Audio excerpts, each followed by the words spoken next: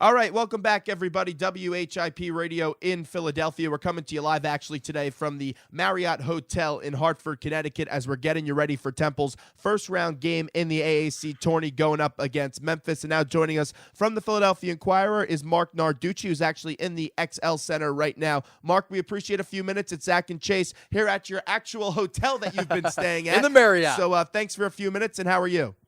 I'm doing great, guys. Good to talk to you. Well, it's great to talk to you, and thanks so much for coming on. So the big news yesterday from a Temple basketball standpoint was Fran Dunphy being named AAC Coach of the Year. Were you surprised by that announcement, or did you expect Fran Dunphy to get the AAC nod for Coach of the Year? I was not surprised at all because, when you turn it around from 9-22 to 22-9 and the job they did, I wasn't surprised at all.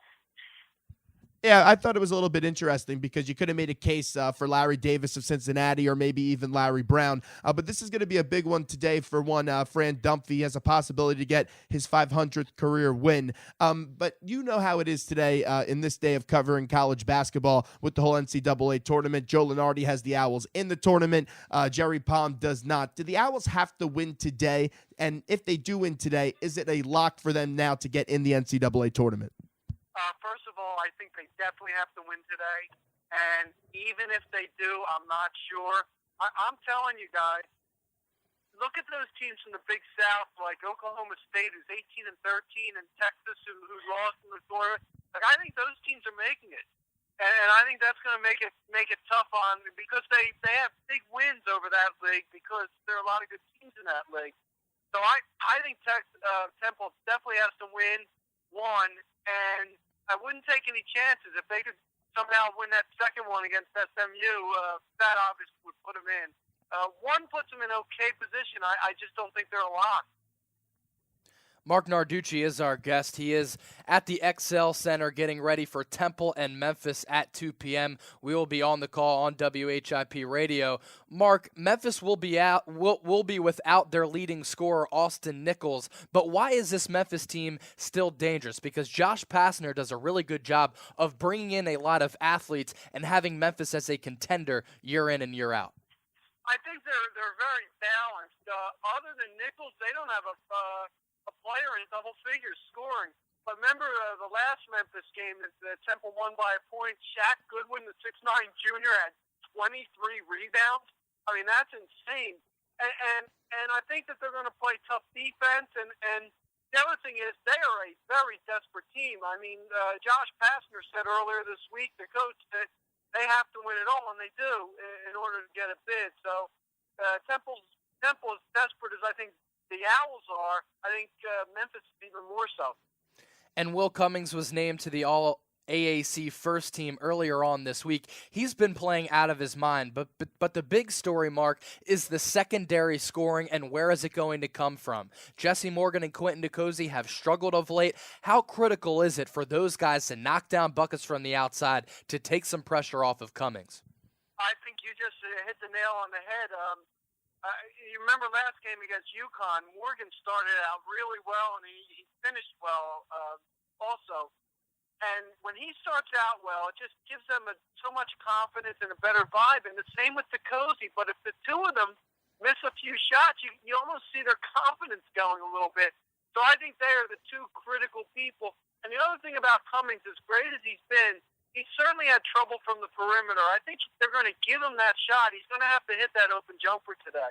We're talking to Marc Narducci. He's at the XL Center getting ready for Temple and Memphis at 2 p.m., a quarterfinal matchup in the American Athletic Conference tournament. And, Mark, you mentioned a couple of minutes ago about Shaq Goodwin. He's an athletic freak, 6'9". He can jump out of the roof, finish with 23 rebounds in the February matchup between these two teams. He's going to be matched up with Jalen Bond, who is also an athletic specimen. You talk about a great matchup down low.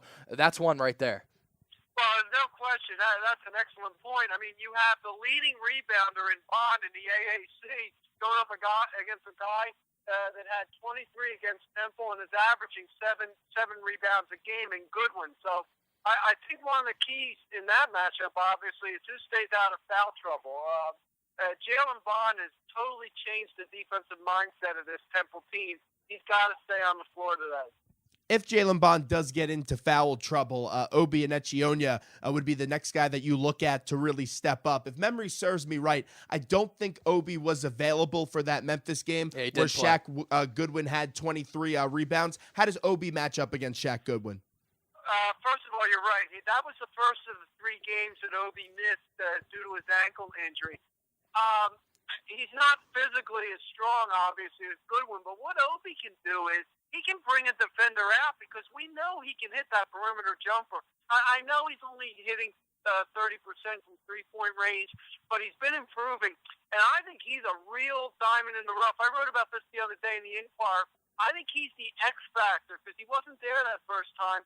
I think he's going to have a significant role. I thought he played great the other day, guys, against Connecticut in 23 minutes when he had 9 points and 5 rebounds. Marc Narducci is our guest right now, WHIP Radio in Philadelphia, coming to you live today on a remote location from Hartford, Connecticut in the downtown Marriott Hotel.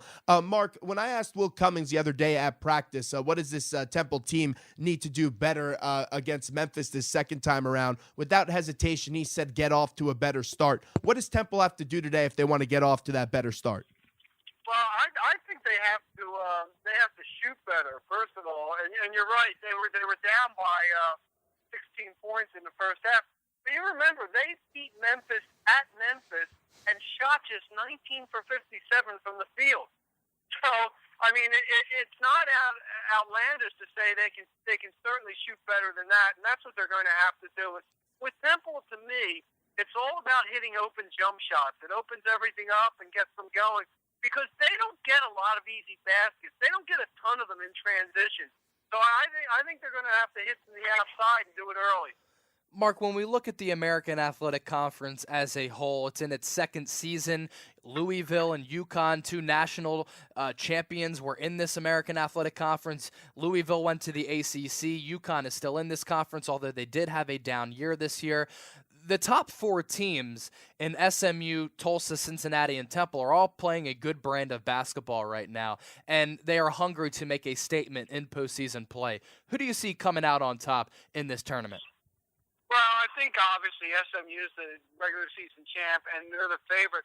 To me, the real question mark is Tulsa because we know they've beaten Temple twice, and by the way, that's their best 2 wins. Yep. They lost to SMU twice. They only played Cincinnati once. They've lost to a Division II team, Southeastern Oklahoma. So they don't have a lot of premier wins. But the fact that they beat Temple and beat them, I thought convincingly. I was out there at Tulsa for that second one. Plays in their favor. I think the conference should get 4 teams in there. The other thing that we have to watch out for.